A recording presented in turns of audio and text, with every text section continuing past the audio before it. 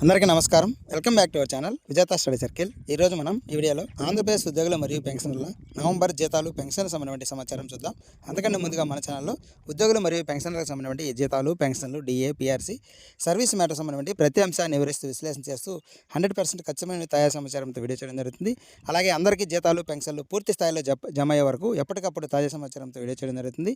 అలాంటి వీడియోస్ కావాలనుకుంటే మన ఛానల్ సబ్స్క్రైబ్ చేసుకొని ఫాలో అవ్వండి. మీకు తెలిసిన వారికి తెలియచేయండి. ఈ ఆలస్యం చేయకుండా మన వీడియోలోకి వెళ్దాం.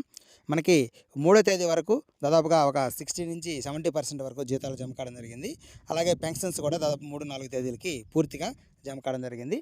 ఆ మిగిలిన ఉద్యోగులు చాలామంది అలాగే వెయిట్ చేస్తూ ఉన్నారు. చాలా డిపార్ట్మెంట్కి ఇంకా జమ కాలేదు. అయితే ఆ డిపార్ట్మెంట్కి సంబంధించి మనకి నిన్న ఒక వీడియో చాలామంది అడుగుతున్నారు ఈ మధ్య అప్డేట్ ఇవ్వమని. అయితే ఎటువంటి సమాచారం లేకపోవడంతో ఈ మధ్య అప్డేట్ ఇవ్వలేదు. అయితే నిన్న ఒక ఉదయం దీనికి సంబంధించి ఒక వీడియో చేయడం జరిగింది. నిన్న బిల్లులో కదలిక రావచ్చని భావించినప్పటికీ నిన్న బిల్లులు అయితే ఎటువంటి కదలికైతే రాలేదు. అయితే ఈ విషయాన్ని నేను చాలా గ్రూపుల్లో ఎన్జిఓ సంబంధించి గ్రూప్స్లో ఉన్నప్పుడు వాళ్ళకి కొంతమందికి తెలియజేయడం జరిగింది. ఈ ఎన్జిఓ అసోసియేషన్ వారు మన రాష్ట్ర ప్రభుత్వ ఉన్నతాధికారుల దృష్టికి ఈరోజు ఆ విషయాన్ని తీసుకెళ్ళినట్లుగా తెలుస్తుంది.